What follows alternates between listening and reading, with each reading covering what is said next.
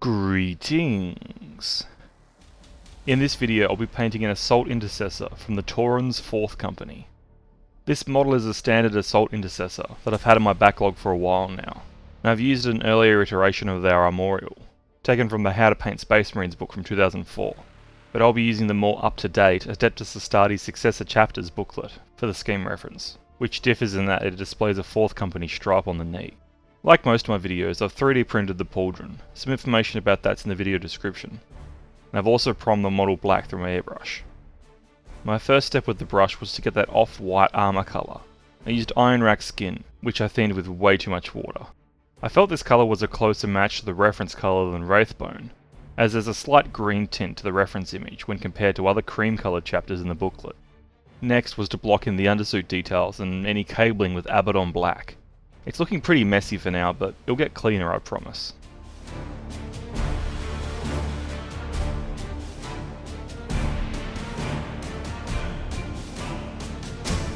Now for the black armour, which I've decided to use Corvus black for. The colour plate shows a black armour, but it's nowhere near as dark as you see in other chapters, so I thought why not mix it up and start with a lighter black than usual. This did mean, however, that I'd have to do the tactical marking by hand, as the black tactical markings on the transfer sheets match the darker Abaddon black colour, not Corvus black. I tried to block in the close support tactical marking with some thin coats. I'll clean it up later in the next step.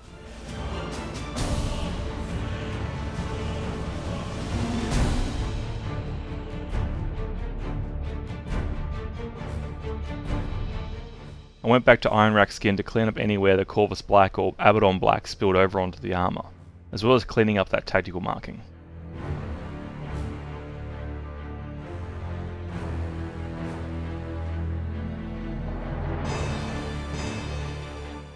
Next, I switched to Rhinox hide to base coat the leather. There's a few pouches and the belt to do here.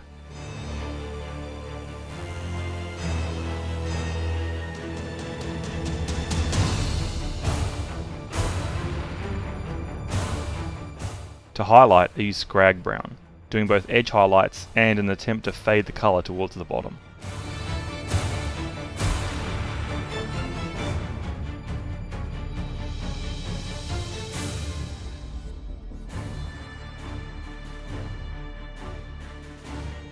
The final highlight was done with Deathclaw brown, adding some additional texture with some little dots.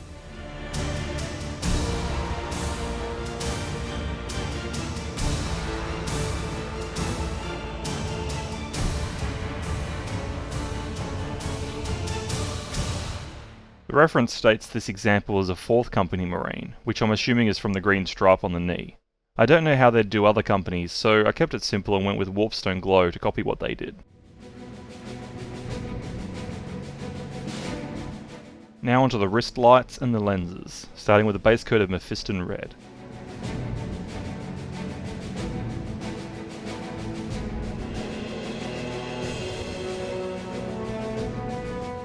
Evil Sunz Scarlet followed, covering most of the surface but leaving any edges as the previous colour.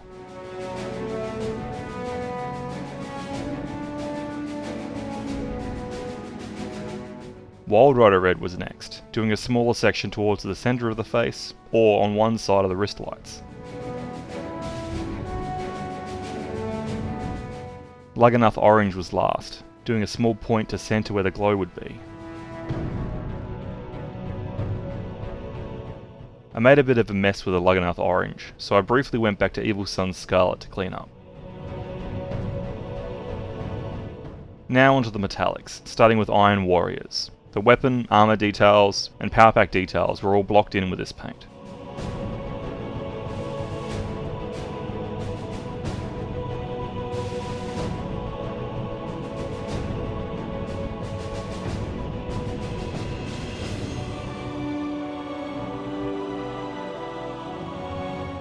To highlight the silver, I used Runefang steel, going at the edges and select surfaces to help produce the flat look that you get when you only use the one colour.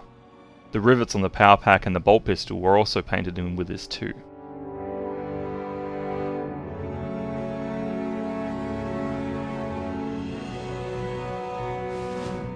Next I turned my attention back to the tactical marking, deciding to paint a V for 5th Squad with Ulthuan grey.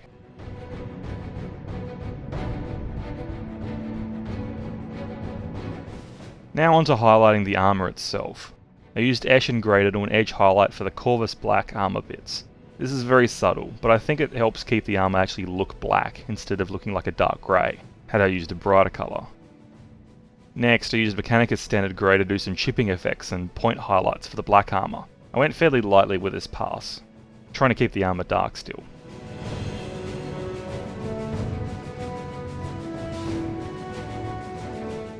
For the cream armour, I used Deepkin flesh as the highlight colour, doing standard edge highlighting but also adding little dots and scratches along the edges to help emphasise the edges not just as an edge but also implying some damage.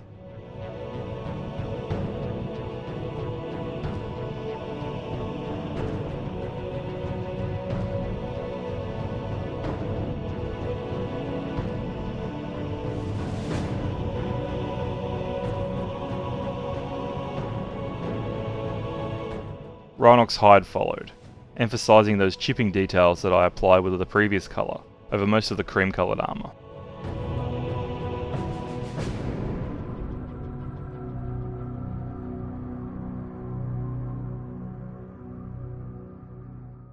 I finished the weathering with a pass of AK Interactive's Sepia Paneliner, letting it shade the recesses and stain some of the lighter areas.